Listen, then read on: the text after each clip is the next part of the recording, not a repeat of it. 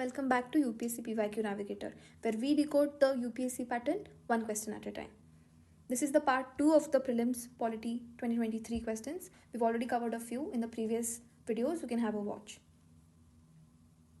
So let us continue. The first question for today is, by which one of the following acts was the Governor General of Bengal designated as the Governor General of India? You can pause the video and try to answer.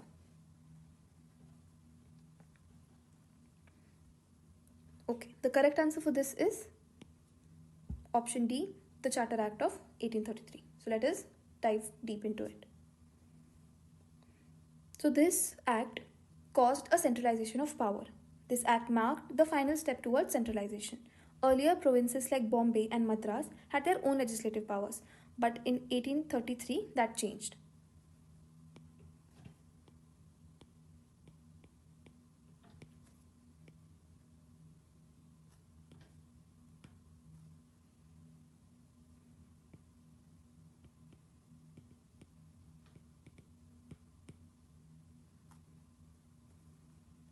Secondly, the Act transformed the Governor General of Bengal into the Governor General of India with authority over the entire British Indian territory.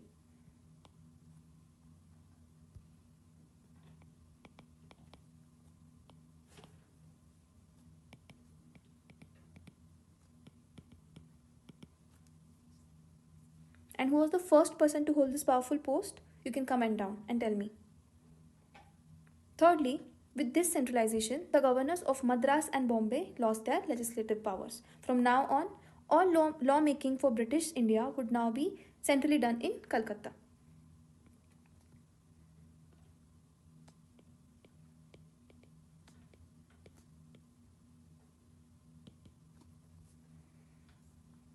Earlier, British laws in India were called regulations, but under this act, they started being called acts.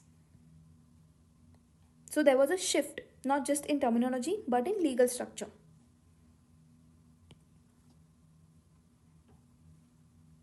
Also, there was the end of the East India's Company's rule.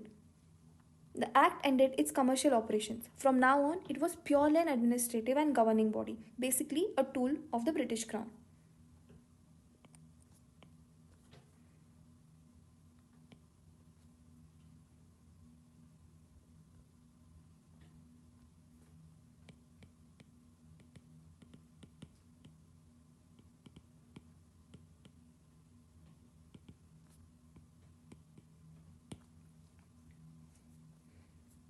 Let us come back to these options. So we've already covered this in mind maps and all the Regulating Act, the Pitt's India Act, the Charter Act of 1793, along with other important acts.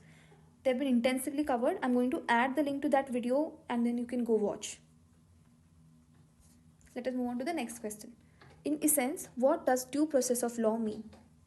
You can pause and try to answer. A quick moment before we further go into the video. Strive Edge IAS Academy brings you a powerful lineup of programs designed to sharpen your preparation and help you conquer the UPSC Civil Services exam. Kickstart your mains journey with Master the Mains 2026. 35 weeks of answer writing, 2 questions daily, Monday to Friday, 20 unit tests plus 7 half-length tests, 1-to-1 mentorship twice a month, essay writing on curated topics. All of this now just at Rs 7,499, 50% off for the first 100 students.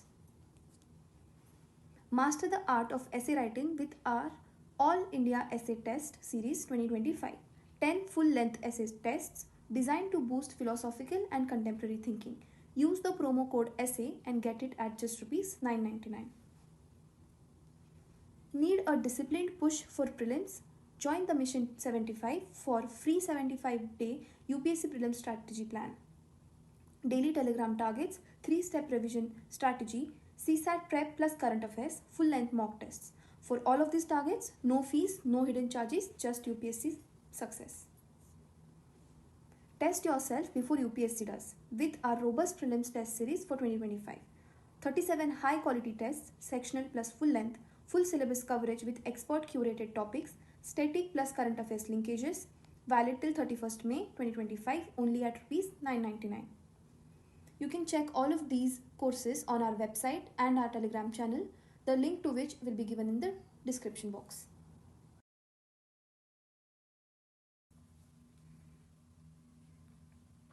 So this again is one of UPSC's favorite question.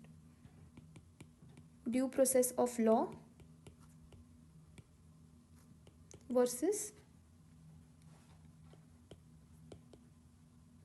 procedure established by law.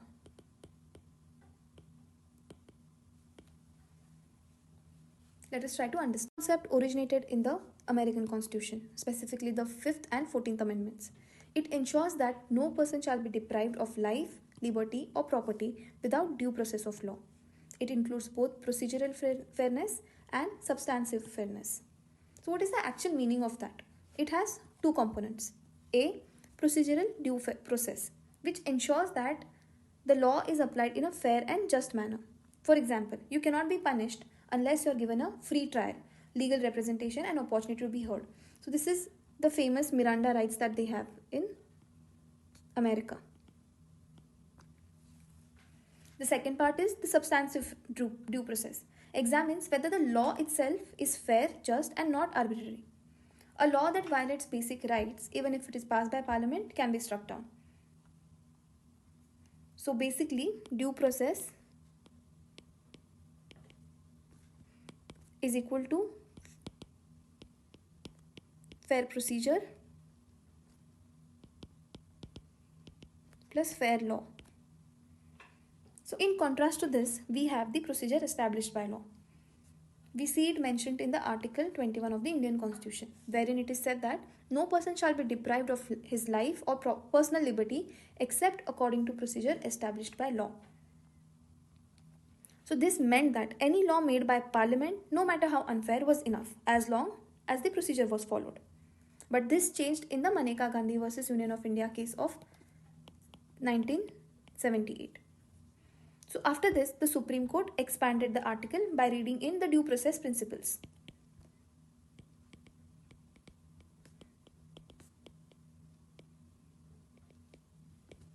So now, the law must not only be enacted properly, but also must be fair, just, and reasonable. Effectively, India moved from procedure established by law to due process of law in spirit. An example for you to understand it easily. Let's say Parliament passes a law saying all citizens with brown hair can be detained without trial. Now, under procedure established by law, this may be valid if passed properly. But under due process, the court would strike it down for being arbitrary, discriminatory, and unjust. So this is the whole story behind the due process and procedure established by law. Let us understand why the rest of the options were not correct. Option A talks about the principle of natural justice. It's related, but it is narrower.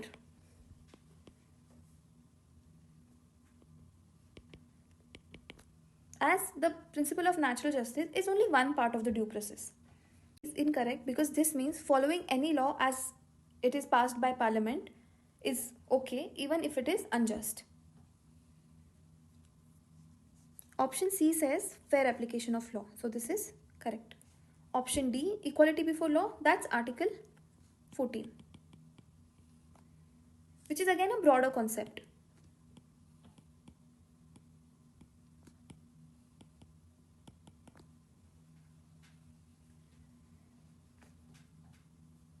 Let us move on to the next question.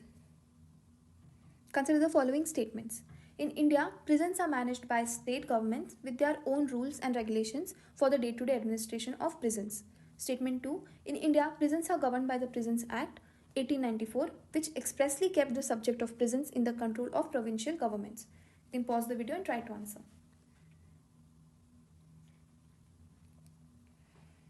Let us talk about the first statement. It says that in India, prisons are managed by state governments with their own rules and regulations for the day-to-day administration of prisons. So let us see if this is true. So this is the state list of the 7th schedule. In this, the 4th entry talks about prisons. So as we see, the prison falls under the state list.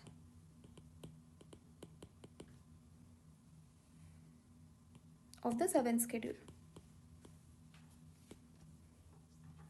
So this means that each state government is responsible for maintenance of jails, appointment of prison staff, prisoner welfare and reform policies, plus the daily administrations based on their state jail manuals.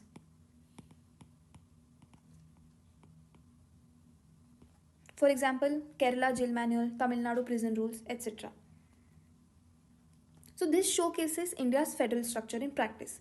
Law and order is a state subject, not a union subject. So even if you use your logic, you might still come to the answer.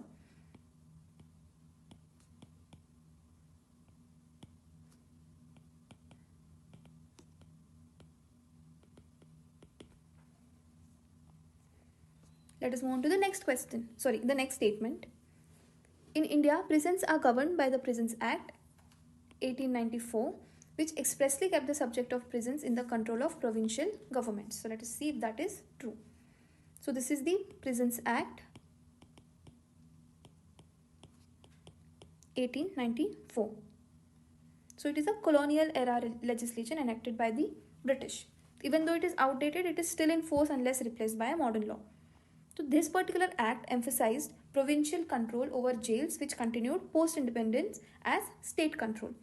So you can see here in the definitions part, the act talks about special orders of state government. So prison basically means any place which is permanently or temporarily under the general or special orders of the state government. Any place that has been declared by the state government. So you can see here that there is a special emphasis on the state government. This act primarily covers discipline and control inside prisons, classification of prisoners, and powers of prison authorities. What becomes more important here is that there have been recommendations by various committees like the Mullah Committee.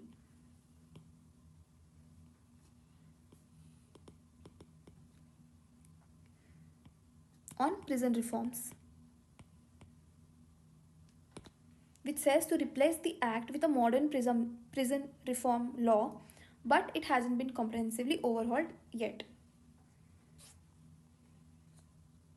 So here we see that the statement 1 talks about how prisons are currently managed by states, and statement 2 gives the historical and legal reason for this arrangement, showing that the foundation of state control was laid by the 1894 Act. Hence, this statement is directly explained why statement 1 is true.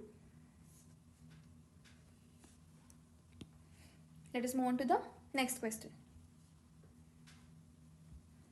Which one of the following statements best reflects the chief purpose of the Constitution of India, of a country? A. It determines the objective or making of necessary laws. B. It enables the creation of political offices and a government. C. It defines and limits the powers of government. D. It secures social justice, social equality, and social security. You can pause and try to answer.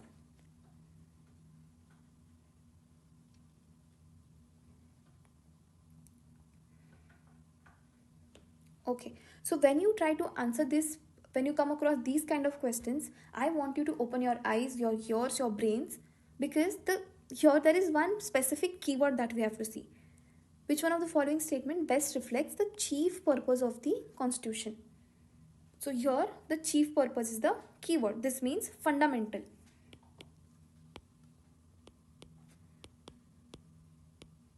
Fundamental purpose, not secondary or derivative purpose. Okay, so here all the answers, all the options, if you read, they seem correct, but we have to choose the best answer. So let us analyze each option carefully. Now, option A, it determines the objective for the making of necessary laws. So it sounds correct at first, but it's not the primary role. The Constitution may include objectives like the preamble. Okay, but this is a consequence and not the core principle.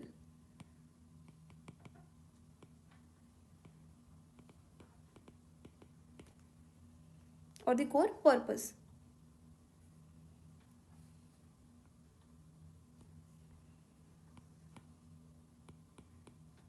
Laws are framed within the constitutional limits, but the Constitution does more than just guiding legislation. Now the option B. It enables the creation of political offices and a government. Again, this is true. The Constitution creates the structure of government. Example, Parliament, President, and Judiciary.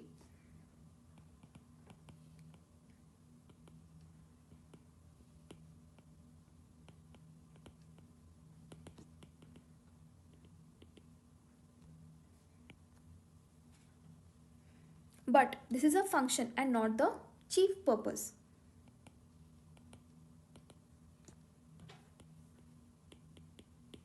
The question is about why we need a constitution, just not what it does mechanically. So this is also not the best alternative. Now C. It defines and limits the power of government. Now UPSC has asked about the limiting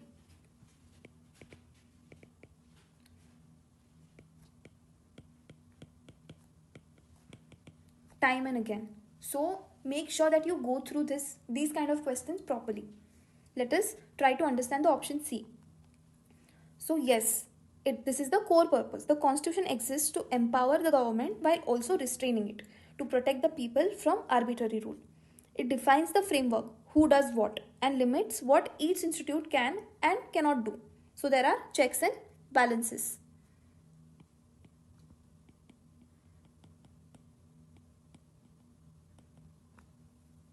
So this is what makes a constitution a rule book for democracy and liberty. So this is our best answer.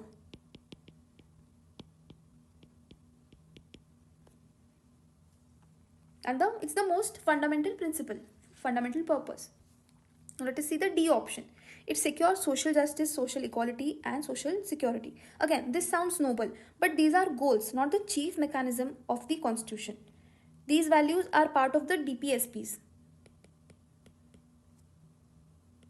not the entire constitution's purpose. The constitution provides a means to pursue these goals, but securing them in a long term is not its core function. So this again is not our best answer.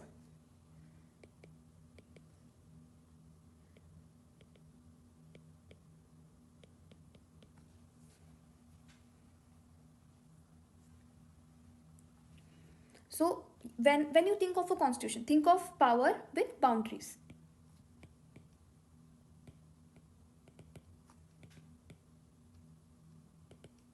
So it gives powers to the government, but it draws clear lines to prevent the misuse. So this is a very important question with respect to the prelims, polity, and I hope that you've understood this. Let us move on to the next question.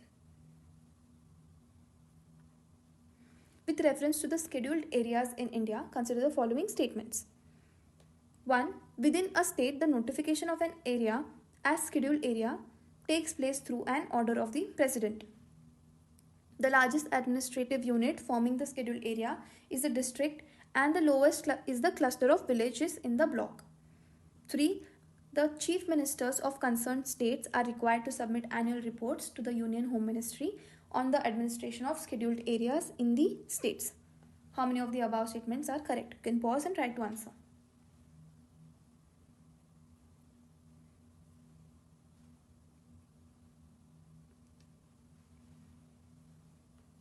Okay, let us try to understand.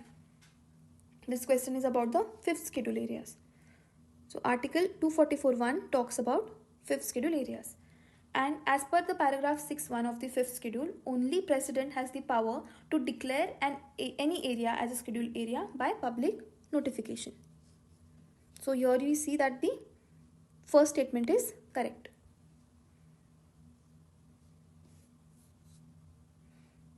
Then we see the special provisions for the fifth schedule. Here we see that the governor of each state makes a report to the president regarding the administration of the scheduled areas in that state. So our third statement becomes incorrect, because here it is given that the chief ministers of concerned states are required to submit annual reports to the Union Home Ministry. So this is incorrect. Okay, even if you go by logic, you just imagine, what does Union Home Ministry have to do with the scheduled areas? If at all, it would have been a tribal ministry. So this is incorrect. Now the largest administrative unit forming the scheduled area is district, and the lowest is villages in that block is correct. So your correct answer is only 2. Now what is important for us is all of the remaining part of this. So you take a screenshot of this, or go through your notes wherever you're referring this, and make a good note of it, revise it properly. What also becomes important is the sixth schedule. Like here in the fifth schedule, we have Tribes Advisory Council. And in the 6th schedule, we have something called as the ADCs. You can comment down what is the full form of this. The area marked in pink is the 5th schedule area and area marked in green is the 6th schedule area. So I want you guys to write down in the comments the 5th schedule states and the 6th schedule states.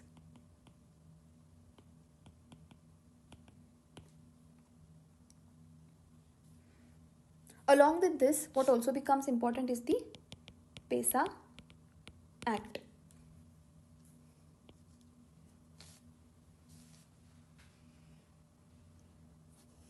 So this is all for today's video, guys. I hope you're liking this initiative. If you like it, please like, share, subscribe, share it with your friends, and I'll meet you in the next video. Thank you.